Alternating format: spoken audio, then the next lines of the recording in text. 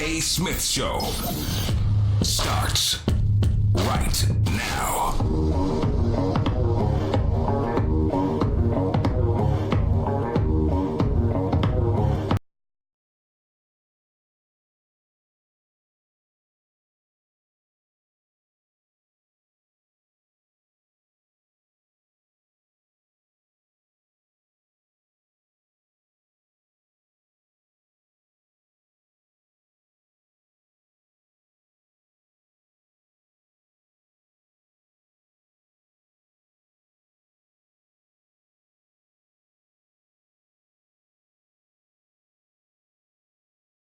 Smith Show here over the airwaves of ESPN Radio and ESPN News, 250 plus markets across the United States of America, plus ESPN Radio on Sirius XM, Channel 80. The number to call up as always is 888-SAY-ESPN. That's 888-729-3776. The Stephen A. Smith Show is being brought to you by Pennzoil Synthetics, taking synthetic motor oil performance to a whole new level. So make the switch to Pennzoil Synthetics today. Plus, ESPN Radio is presented by Progressive Insurance. Progressive's Home Quote Explorer gives you multiple quote options so you can pick what's right for you. See for yourself at progressive.com. Always my honor and privilege to have my next guest on the line. Does an outstanding job covering the NBA, has done so for many years, especially for us right here at ESPN. He's now at the New York Times. The one and only Mark Stein is on the line with us right now. What's going on, buddy? How you doing, man? Mayor of Queens, what is up? I'm doing all right, man. It's good to talk to you. Listen, before I even get into the upcoming competition and what we've witnessed during the playoffs, if I had to say to you, who is the team that should be praying the most to land the number one overall pick so they could get Zion Williamson more than anybody else? Who should be praying more than anybody else to get him? You can't put one team over any. They all want him. I know that. How can you put one team over? You think the Knicks deserve him more than anybody else? No, I'm just saying, who do you think should be praying more so than anybody else for him? They're all praying. All of them. All 14. So when I can't put the hopes and prayers of anyone over the other 13. How do you like this new process where they took it, in an effort to disincentivize tanking? They went from giving the team with the worst team in the league a 25% chance to giving the top three teams an equal 14% chance of now landing the number one overall pick and 40.2% to land a top three pick. What were your thoughts about that? I actually think it's too harsh. I think it's too. I think a lot of fan bases are going to come away from this feeling really disappointed.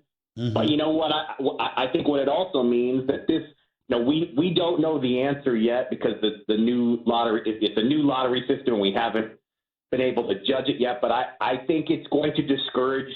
I think it is going to discourage tanking even more because teams are going to see that you really get nothing. You are guaranteed nothing and promised nothing.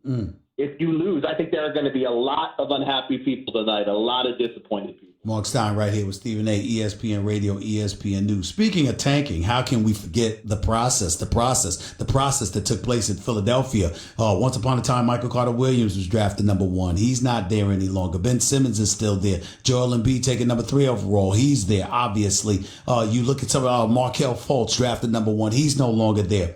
As you reflect on the process that took place in the city of brotherly love, what are your thoughts about it, considering the fact that it's years later, based on what you're seeing right now? And what did you think about the news that Brett Brown will be staying on as the Philadelphia 76ers coach heading into his 7th season? Well, I have to put my hand up. I certainly didn't expect it. I don't know if you saw it, but I reported over the weekend. 2 people close to that situation told me it was very unlikely he would survive a Game 7. I was wrong. I was proven wrong. Mm-hmm. Josh Harris came out and said he's keeping him. There were multiple occasions in the playoffs that Josh Harris was asked about his status and didn't back his coach, but he has now. Brett Brown is staying there. And look, the job he did, I think he deserves it the way his players backed him.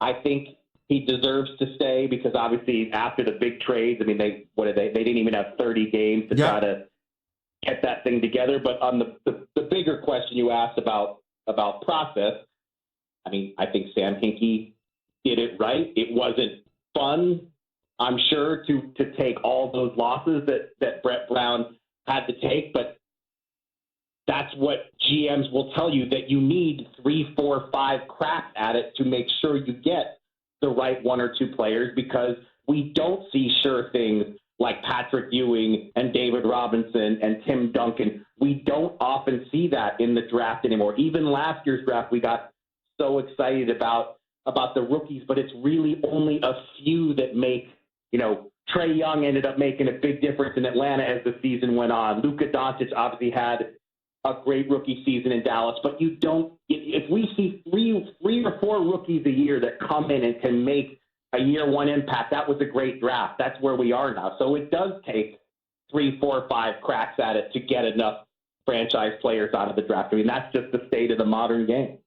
Hawks Down right here with Stephen A., ESPN Radio, ESPN News. Let's transition to the other team within the Atlantic Division, the Boston Celtics. You saw a lot of that stuff. You were monitoring what was going on throughout the year. Terry Rozier, their backup point guard, who was starting for them in the playoffs last year when Kyrie was down. He was on First Take, my show, this morning, and said some things. Couldn't see himself staying with the Boston Celtics if things are going to remain intact. Obviously, there's a lot there that needs to be handled. When you think about what the Boston Celtics failed to live up to, who do you look at? Do you look at Kyrie? Do you look at Gordon Hayward? Do you look at Brad Stevens? Do you look at Danny Ainge? Who do you look at when you consider the fact that the Boston Celtics certainly did not measure up to the expectations? I think Kyrie's going to come away with a big chunk of the blame, and that's also the nature of the league. The biggest names, the biggest stars. I mean, how many times does Charles Barkley tell us, fair or not, that's the way this league works? I did like the way Brad Stevens tried to put some of it on himself. And Brad Stevens said, I did a bad coaching job this year. I mean, it was mystifying to see this group just never find any semblance of chemistry. And it was amazing in the playoffs when they go to Milwaukee and they win game 1 and everybody said, they're fixed. All they need to do was get to the playoffs. And now they've got it. They're on. And it just imploded in 4 straight defeats. I mean, this group was a mess. And look, I think most teams would still trade places with Danny Ainge. He still has a great roster and tons of pieces to make moves. But, I mean, their immediate future is as uncertain as any team in the league. What is Kyrie Irving going to do? Do you even want him to stay if you're the Celtics? You want to move on and try to rebuild without him. I would feel good as a Celtics fan because Ainge is as good as it gets, and he deserves the benefit of the doubt, and he inspires confidence. But, I mean, it's a great question. Bob Ryan threw it out the other day. And, I mean, who is the most disappointing team in the NBA this season? Was it the Lakers or was it actually the Celtics because of all the talent they had and how far short of what they did last season they fell? I don't know the answer, but Bob thinks it's the Celtics, and I'm not sure he's wrong.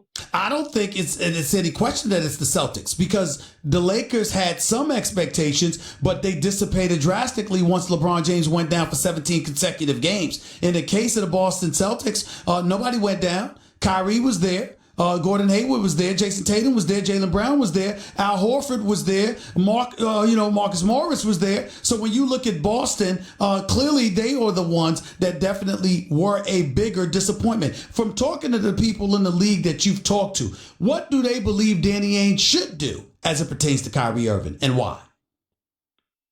Well, I mean, Kyrie holds the cards now, so there's not. Danny's going to have to wait and see what Irving decides. But I mean, the good news is, I mean, the Celtics can still be a factor in the Anthony Davis trade sweepstakes, and I think the expectation remains that they will be. And obviously, David Griffin and Danny Ainge work together in Phoenix. They're going to have no trouble communicating. That doesn't mean David Griffin's just going to hand Anthony Davis over. I think David Griffin's made it clear he wants to try to convince Anthony Davis to give New Orleans another shot. But Boston, by virtue of the assets it has, is always going to be in the mix in trades if they want to be for whatever the best players in this league are available. Boston can get in the mix. And the biggest thing, really, I mean, Danny Ainge obviously just had a very serious health scare. I think the first thing you do is just hope he's feeling okay and that he recovers well. Absolutely. I mean, this is obviously going to be a really difficult offseason for them. And I'm that was obviously a very scary episode he endured right after that series. Yes. Mark Stein right here with Stephen A. ESPN Radio, ESPN News. Mark, when you hear the names Kyrie Irving and Kevin Durant coming to Madison Square Garden next season, as a guy that's covered this league for so many years the way that you have, what's the thought that comes to your mind? I know you've been pretty strong in saying you think it's going to happen. I mean, the smoke, you cannot ignore the smoke. It's been there all season long. They're a package deal. They're going to the Knicks. Do I have firsthand knowledge that that's for sure happening? I don't. I wish I did. Neither do I. I did. Neither do I, Mark. I would love to, right before the playoffs started, someone I trust very much told me, they might be a package deal, but they're going to look at the Nets just as hard as the Knicks. But again, this is third. Well, let me say this, Mark. Stuff. Mark, let me interrupt. I heard that about Kyrie, not about KD. That Kyrie and his folks are trying to convince him to look heavily at the Nets, but KD and Kyrie, especially KD, wants to play with Kyrie, and they're looking forward to coming to the Garden. But it's 95%, and I was instructed, do not say 100% with anything that KD until it's done. That's what I was told. You're bolder than me because I couldn't go 95% with this stuff. It's so hard, and look. Free agency, things are so fluid, and I'm telling you, I was in Houston the other night and watched the Warriors the way they celebrated, and Kevin Durant was, FaceTiming Bob Myers and other people wanting to join in on the celebration. A win like that, surviving that series without it, who knows what if the Warriors win it again, a third straight title, a fourth in 5 years, who knows what that does to the equation? Does that somehow convince Kevin Durant to stay? I don't know the answer. Maybe he's already decided he wants to go. Maybe winning another championship makes it easier for him to leave. But I'm just saying we still have a month of playoffs left. There are a lot of variables, and these guys have the right to change their minds. And, I'm sure they're all thinking about Kawhi, Kyrie, and this is as deep a free agent class as we've had probably ever. Mm-hmm. And I think the sands are constantly shifting, honestly. Yeah, it's interesting that you say that because Golden State definitely reached out to me and said, don't count us out. Don't think for 1 second that we think we're going to just lose Kevin Durant. We're certainly in a better situation than New York City. So it's going to be real interesting to see. I'll just say this. Okay. They, as a team, as a group, as a franchise, they looked as happy and unified after winning that series as I've seen in a long time. Yeah. So, I just think we have to, nobody wants to let it play out, but we have to let it play out. Mark Stein right here with Stephen A., ESPN Radio, ESPN News. So let's get to some of these playoffs. First of all, we look at the Portland Trailblazers. How surprised are you that they're here in the Western Conference? They play game one tonight at the Oracle in Oakland against the Golden State Warriors, number one. And number two, how much of a player do you think they could potentially end up being in free agency, particularly in light of the run they've made? Well, it's interesting because Damian Lillard and C.J. McCollum, these guys have been crying out for front court help. And Nurkic had a great season until he got hurt. But you remember a couple off seasons ago, they were trying so hard to get Carmelo Anthony to come to Portland. Correct. And Melo didn't want to go. Right. He, for family reasons, he didn't want to be that far away from New York. And so he really wasn't interested in the Blazers. But, look, the Blazers have definitely surprised me. I thought Oklahoma City was beating them in the first round. Lillard and McCollum have been fantastic. I don't think they can beat the Warriors, even if we don't see Durant and or DeMarcus Cousins until later in the series or in the finals. It still remains unclear how long those two are going to be out. I still think the Warriors have too much to, and again, after what the Warriors did to get past Houston and what that's done for them as a collective group, but I think we just saw underestimate the Blazers at your own peril. They just pulled out a game 7 on the road from double digits down. They are flying, and after where they were last season, getting swept in the first round, I think a lot of people root for Lillard and McCollum because those guys have been through a lot, and they've been incredibly loyal to their team. We just finished talking about KD and the prospects of him moving on from Golden State to another team. What about Klay Thompson? I do not buy Klay leaving one bit. Neither do I know it's out there. I know, and look, again, even with Klay, it's probably dumb to speak in absolutes because free agency is a crazy game unto itself. And I think this season is going to be the wildest one probably that you and I have ever covered because there are so many good free agents, so much cap money sloshing around out there, and everybody's coming after these guys. But, I mean, I've spent a lot of time around the Warriors throughout this 5-year run, and I have yet to see even a hint of Klay Thompson wanting to go anywhere else. He is very comfortable here. I don't think he's going to have any trouble getting the money he wants from Joe Lacob. They know how valuable he is to the machinery here in Golden State because the thing is he's willing to accept the role he has. That's worth millions in itself in the NBA. Mark, I got to tell you this. I think keeping Klay is more of a priority than keeping Kevin Durant because they think that one way or another, Kevin Durant probably has his mind made up. Whereas with Klay, it's just a matter of making sure you don't offend him. If you've got somebody at Kevin Durant's door at 12:01, you better have somebody at Klay's door at the same time. That's the impression that I get. How accurate is that in your mind? I agree. And I think the way the Warriors see it is Kevin Durant's going to make his own decision, and there's really nothing more that they can do. I mean, they can offer him the most money. They can offer him the best path to championships, more championships. They're moving into the new building in San Francisco, very close to where Durant has been living. So they know they can't do any more. If Kevin Durant decides he wants to play somewhere else, hey, it's his life. It's his choice. And I think the Warriors have been bracing for that now because they kind of had to live it last year as well. So they know that. Klay Thompson leaving would be such a shock to the system here. I don't even have words for it. I mean, you can't even.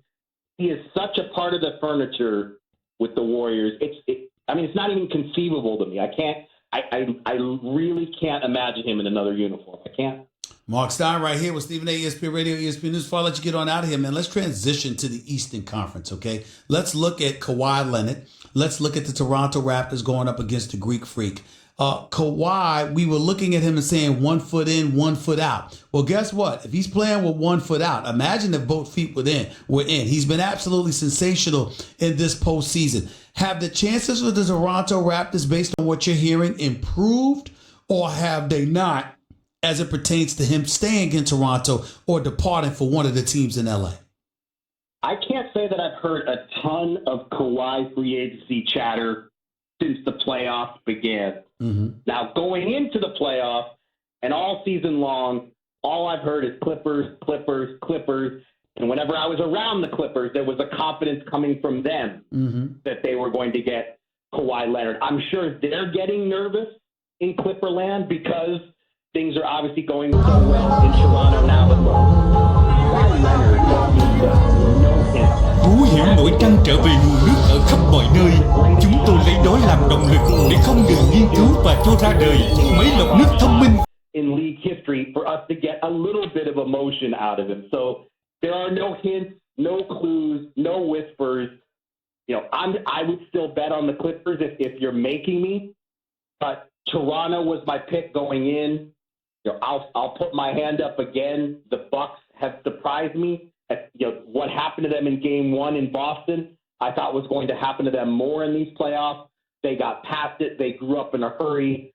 Giannis has a head of steam. Mm-hmm. I mean, these are the two best players in the East going at it for the post-LeBron title. It's what it should be. I hope it's a long, great series. That game was in Milwaukee when Boston beat them in Game 1, by the way. But I got to tell you something. I look at it from this perspective as it pertains to Kawhi Leonard. Toronto is a fabulous city. There's no doubt about that. But I'll tell you this much as well. You keep hearing stuff that, Magic Johnson knows the uncle and don't rule out the Los Angeles Lakers. And you know what? He wanted to leave San Antonio. It wasn't just a team. It was lifestyle. He wants to be out in Southern California.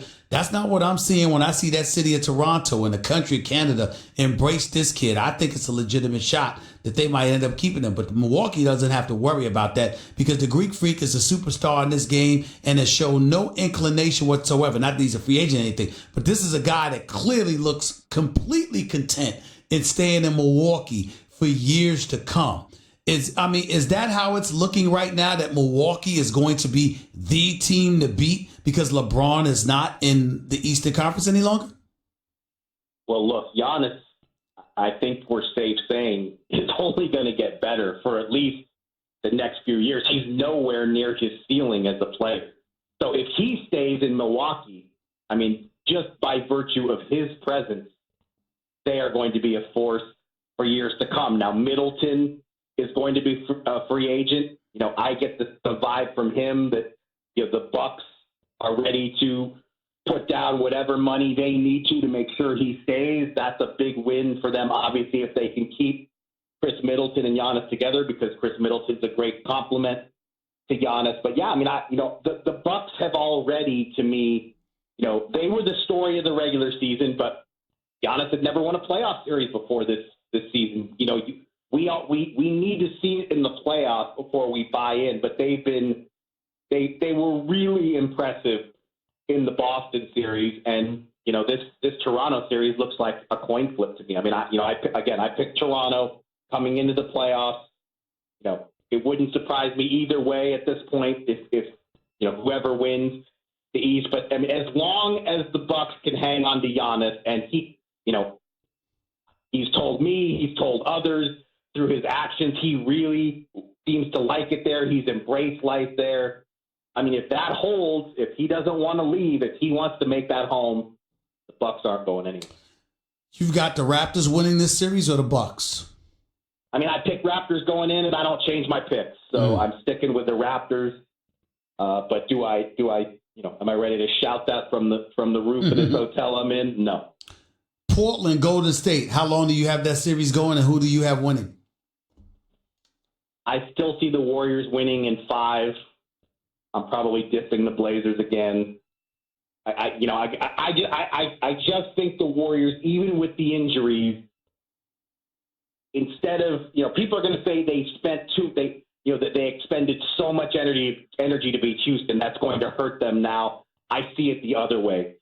Beating Houston the way they did is going to give this team a shot in the arm, and you know, I think the Blazers are about to see a monster. By the way, I saw you in Houston the other night. We saw Houston lose that game. We saw James Harden and CP3 lose game 5 after Kevin Durant goes down, and then lose game 6 without having to go against Kevin Durant, which is just the ultimate indictment against those guys. But to me, it's also an indictment against Mike D'Antoni.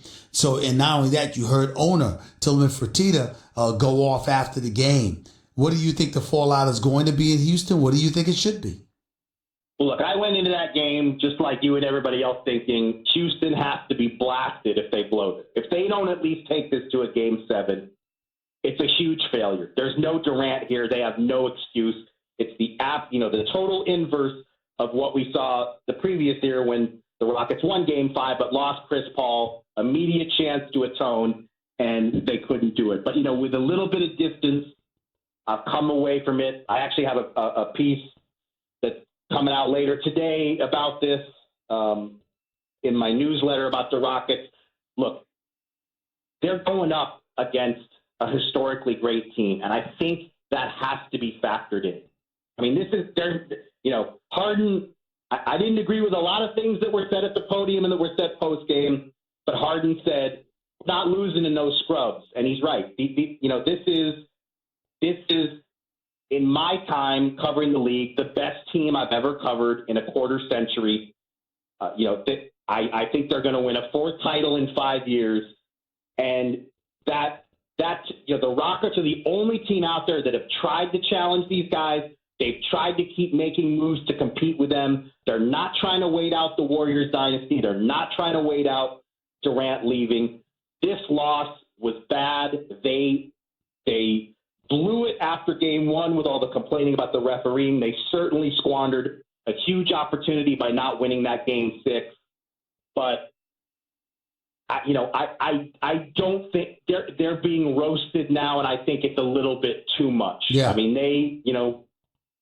you gotta factor in how good Golden State is. Yeah, but I also get to factor in how good Mike D'Antoni is not on the defensive side of the ball because they're going to get any stops. Giving up 33 points to Steph Curry in the second half, I think that's a bit too much. Even with Steph Curry's greatness, still, you got to find a way to stop the bleeding. That's the only thing for me. D'Antoni's got no shortage of skeptics, but I am in the complete opposite camp. I mean, he was an offensive revolutionary in Phoenix. That's true. And I think he didn't get his just due then because they had to deal with San Antonio, but he has completely changed his style. He's shown he's way more versatile than anyone gave him credit for. Okay. He completely junked Phoenix, embraced one-on-one players, and the Rockets, no matter what we think of them today, they're closer to a title than they've been since Olajuwon was there. And I think Mike D'Antoni's a big part of it. You know what, Mark? That's a fair assessment. That really is fair towards Mike D'Antoni. I can't deny that. No question about it, man. I appreciate the call. Thank you so much. 888-SAY-ESPN. It's 888-729-3776. Mark Stein, take care of yourself. Keep up the great work throughout these NBA playoffs. Keep doing that great work for the New York Times, buddy. You know I miss you. Thanks so much.